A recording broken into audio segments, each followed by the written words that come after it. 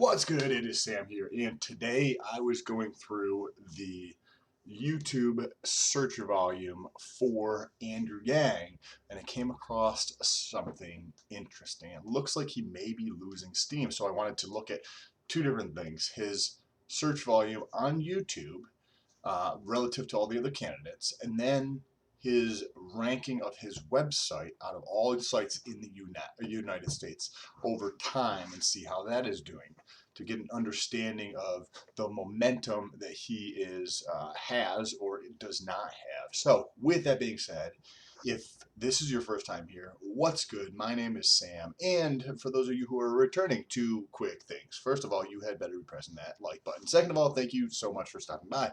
All right, let's jump into it. So this is what I'm using. I'm using Google Trends, and I'm searching for the term Andrew Yang, and we can see that there's a clear up and to the right trend, basically from the beginning of February, mid-February, and it's just been kind of trending up and to the right at a little bit of an angle. So what I do is I take the 12-month, the 90-day, and the 30-day, and I stack rank all 12 Democratic candidates for president. And this is what I came out with. So what we have here is over time we get to see how Andrew Yang is doing, right? And this is the stack ranking of all the candidates. He's ranked number 2 out of all the candidates. But what's interesting is the 12-month he's ranked number 1, the 90-day he's ranked number 1, and in the past 30 days he's ranked number 5th in terms of search volume relative to all these other candidates. So he's lost a tremendous amount of steam in the last 30 days. With that debate, actually, people are looking for other candidates more than they're looking for him, and he dropped from first to second, which is still very high relative to everybody else. I'm not trying to say that he's not very popular in terms of a search term. However, he did drop, which was kind of interesting to see. He's actually tied, if you look down here, with Joe Biden for the overall ranking. So what this is the average of the 12-month, the 30-day, and the 3-month. So this takes 25% from the 12-month, 25% from the 3-month, and 50% from the 30-day, because the most recent 30 days is the most relevant data. So that's why we gave this ranking, and that's how we came up with this stack ranking over here. So once I saw this, I was like, damn, he dropped 4 spots. In the previous one, I believe he was ranked at number 1. So this one was done on September 29th, so about a month ago. He was ranked number 1 across the board, and now he's ranked number 5th in the 30. So it looks like he could be losing momentum.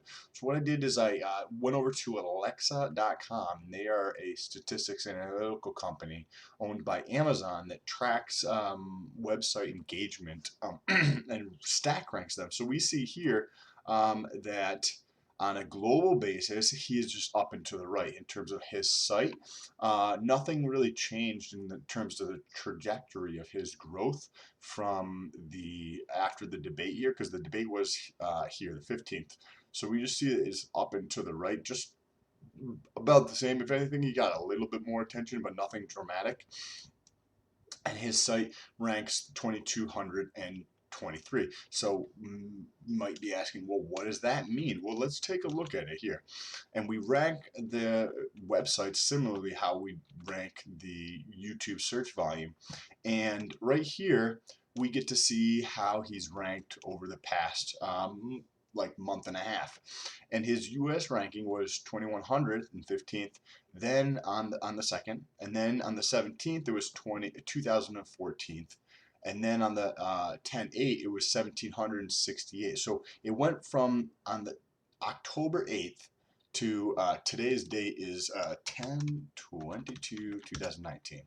So up to this spot. So in the past 2 months, his website's lost momentum. It's not ranking as high as it once was in terms of overall out of all the sites in the United States.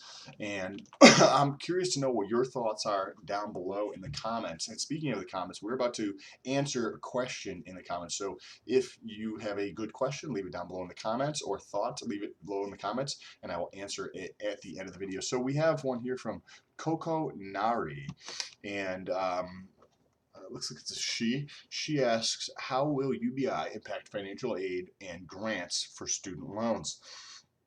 So that's actually an awesome question. I think it makes sense to look at it from obviously both of those things. From a grant standpoint, from my elementary understanding, most grants are funded privately, so there's really not going to be any impact from a grant standpoint. From a financial aid standpoint, I could see the law changing around the ability to file for bankruptcy and distinguish your or extinguish your student loan debt.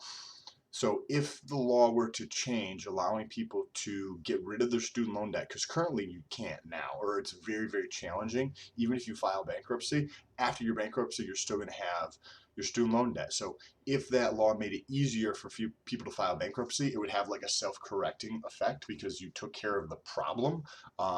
Because if banks and whatnot know that they're not going to get their money back because there's a higher percentage of people that are going to default. Right now, the percentage is artificially pushed down for people who are on a default because they can't file bankruptcy, right? Like if you have too much credit card debt or too many houses or house debt or whatever the case is, you can file bankruptcy and extinguish all that.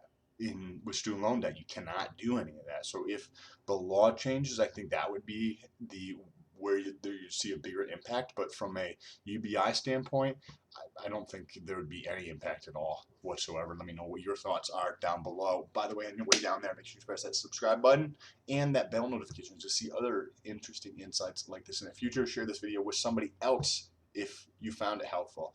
Really does help out the channel, gets the message out about what we're trying to do, and really actually understand the relevance of like what is happening in America today. Thank you. Peace the fuck out.